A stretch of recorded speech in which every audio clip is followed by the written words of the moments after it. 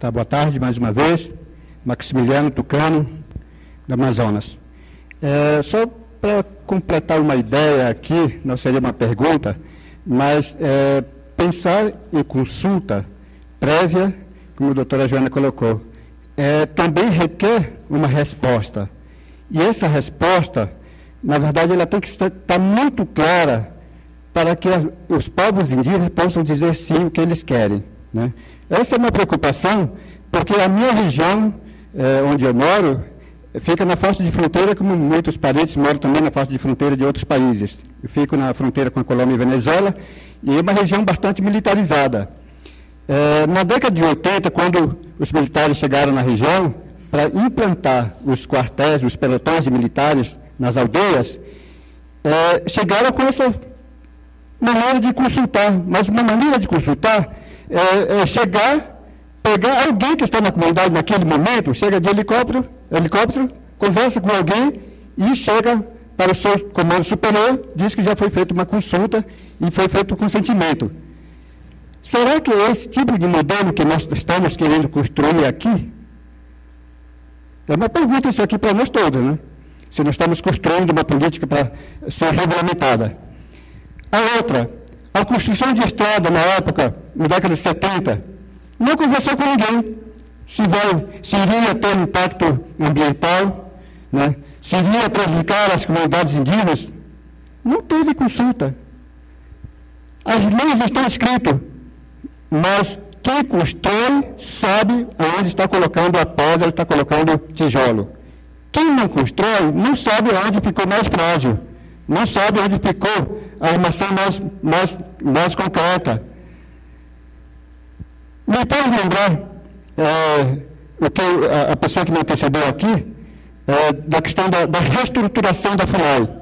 Muitos parentes ficaram muito revoltados com a reestruturação da FUNAI. Disseram que não foram consultados com essa questão da reestruturação. Para nós, do Rio Negro, foi diferente.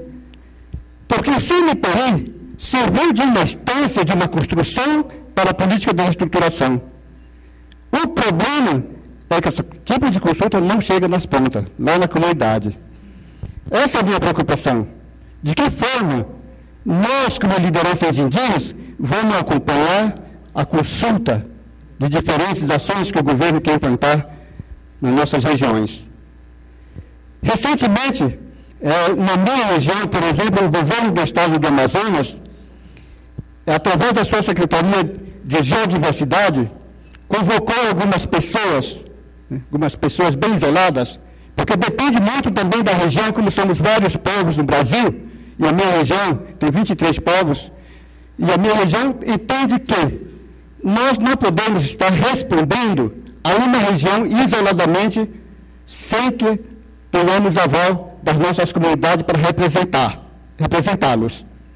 Nesse momento, estou representando a Federação das Organizações Indígenas do Rio Negro. Eu tenho um mandato de 4 anos, que encerra próximo ano.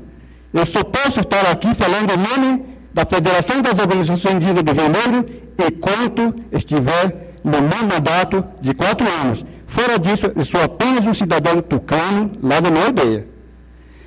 Creio que, concordo com o parente Cretão falou, as associações indígenas precisam acompanhar, mas quem deve dizer sim à consulta, de forma esclarecida, são as comunidades, são os moradores lá na ponta, mas sabendo o que vai acontecer com eles, sabendo qual é o benefício, qual é o prejuízo que vai chegar lá na ponta.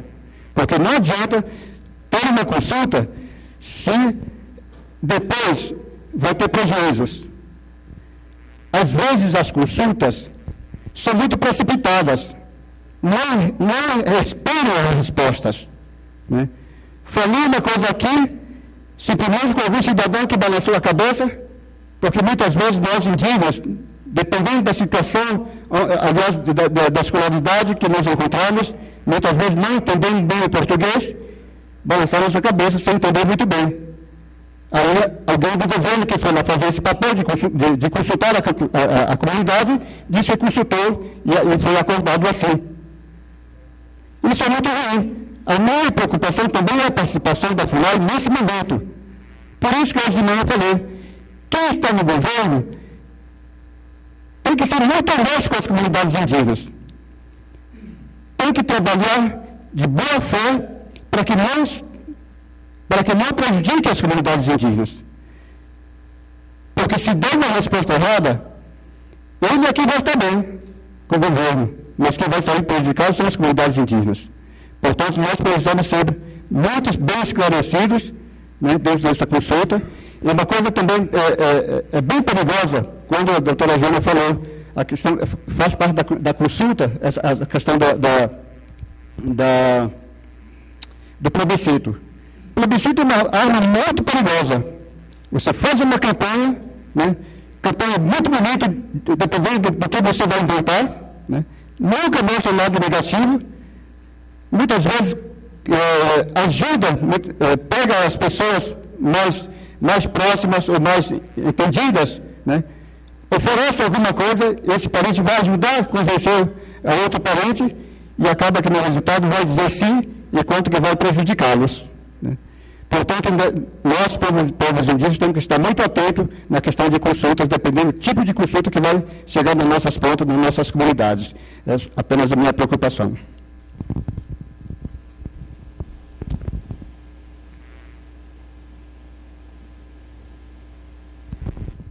Boa tarde a todos. Cumprimentar a mesa de peso, né, de grandes autoridades. Eu sou Fernando Souza, sou lá do estado de Mato Grosso do Sul, né, no município de Dourados, o estado onde há assim, grandes conflitos, né, entre povos indígenas e a sociedade em geral, principalmente a classe produtora. É o estado também onde eu considero que há assim, o maior caso, né, de violência contra povos indígenas. Até as 2 semanas atrás eu notifiquei a 6ª Câmara em relação a isso. Tá? Nos últimos 10 anos, já tivemos mais de 300 casos de homicídio dentro das nossas comunidades, principalmente lideranças indígenas, e mais de 500 casos de suicídios. Né? Então, nos últimos 10 anos, doutora Débora. Então, são casos, né, e números impressionantes, né, e a gente vê, né, a omissão do Estado, a omissão de instituições, e isso se deve principalmente em relação a conflitos agrários, delimitação de terras, confinamentos, né, eu utilizo esse termo, apesar de que muitas pessoas não gostam, mas eu utilizo isso porque é isso de fato que está acontecendo dentro do estado de Mato Grosso do Sul. Parabenizar também os organizadores do evento, né, pelo tema, né, interessante, importante, o qual tem trazido, às vezes, muitas dúvidas, né, tanto para nós indígenas, né, quanto para o Estado brasileiro, para organizações, instituições, em relação a empreendimentos, né, dentro das comunidades indígenas, em relação à consulta prévia. Eu queria fazer um breve comentário, né, em relação ao que foi falado aqui na mesa da tarde, né, em relação a essa questão dessa realidade atual, né, da organização indígena, do movimento indígena, dá a impressão de que há uma certa fragmentação, né, mas isso se deve ao contexto atual que nós estamos vivendo. Né. Foi falado aqui, as pessoas que me antecederam, né, o Cretão mesmo falou isso, na questão das lideranças hoje, né, a grande maioria são lideranças jovens, né, e isso não quer dizer que as lideranças tradicionais, né, estão esquecidas. Né. Há um grande conflito, né, de ideias, de pensamentos, né, por parte de lideranças jovens e lideranças tradicionais, às vezes, né, que dá-nos uma impressão, né, ou para a sociedade externa, de conflitos. Né. Mas são divergências de pensamentos, às vezes, que ocorrem, mas que não... que depende, né, de cada comunidade, de cada grupo, né, na sua forma de organização, né, para chegar num denominador comum, num consenso, em quaisquer temas abordados dentro das comunidades. Em relação à consulta prévia, né, tem aqui 2 questões. Né, o Estado brasileiro, né, nas suas 3 esferas de governo, né, tem feito, às vezes, né, várias ações, seja de cunho legislativo ou administrativa, que em algumas situações, às vezes, tem impactado, né, de forma muito negativa, né, as nossas comunidades, os nossos povos. Um exemplo, né, foi citado pela doutora Débora, que ela usou a questão do chamamento público, né, é algo que trouxe um impacto diretamente dentro das comunidades, dentre outras, né, em relação à saúde também, a questão da terceirização do serviço, né, E quando a gente vai questionar, ou quando nós vamos questionar, ou vamos perguntar, né, fala, não, nós estamos cumprindo o que manda a legislação, o que manda a lei. Simplesmente essa é a resposta que a gente recebe. E esses impactos, né, muitas vezes, né, além de trazer um impacto negativo, né, tal qual o chamamento público, tal qual os processos de terceirização, né, ela ainda traz, né, a questão da descontinuidade do serviço, né, acaba onerando, né, a determinada área, né, que foi terceirizada. Quero citar aqui um exemplo, né, a questão da terceirização, né, que ocorreu também nos últimos 2 anos, de alguns serviços da saúde indígena, da atividade meio. A grande maioria desses serviços acabou, às vezes, até triplicando o custo, né, final desse serviço. Né, e aí, né, acaba sendo, então, onerando, né, os cofres, mas aí a resposta é, não, nós estamos cumprindo o que manda a legislação. A outra questão em relação aos procedimentos, né, ou as obras que foram feitas, né, também a pessoa que me antecedeu falou isso, né, na década de 70, 80, 90, foi feito vários empreendimentos, né, que adentraram as comunidades indígenas, que não passou, pelo que a gente tem conhecimento, pelo processo de consultas, né, mas que hoje, né, 2010, 2011, tem trazido impactos negativos para as comunidades indígenas.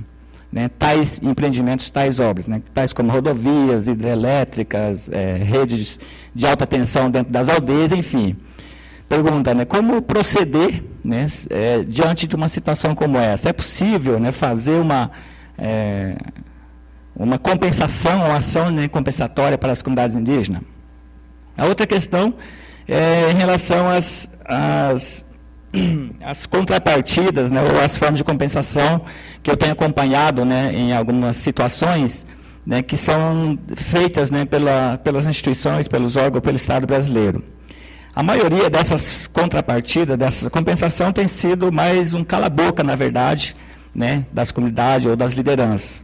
Ela não tem trazido, de fato, né,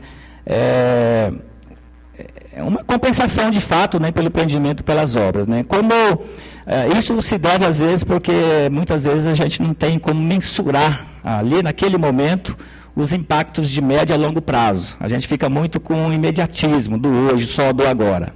Né? E aí a grande maioria das comunidades acaba ficando no prejuízo. Né? Então é preciso, como garantir, como assegurar, né, os efeitos, né, desses grandes empreendimentos de médio a longo prazo, para que a gente não fique no imediatismo e em ações de contrapartida ou de compensação, eu usei aqui o termo de cala-boca, né, mas assim, que não traz segurança ou que não retrata de fato uma ação de compensação para as comunidades, para os povos indígenas. Acho que era isso. Muito obrigado.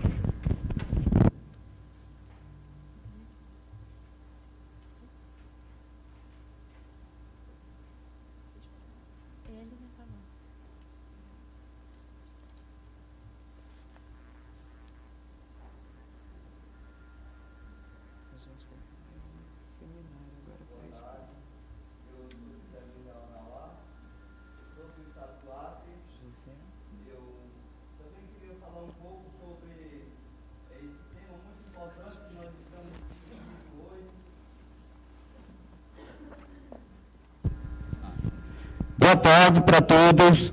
Sou José Luiz Amauá, do estado do Acre. Eu vou falar um pouco sobre esse tema, que é um tema muito importante, sobre a consulta prévia para os povos indígenas. Eu ouvi aqui a mesa falando, com a fala do doutor Marés. Ele falou uma coisa muito importante para todos nós, sobre a consulta, que deve ser um acordo com aquelas pessoas que estão sendo impactadas pelo problema que pode acontecer dentro da terra indígena. Eu gostaria de fazer uma pergunta, o seguinte, doutor Marés, para falar de consulta prévia, para nós que aqui estão presentes, para nossas comunidades indígenas que estão lá nas aldeias.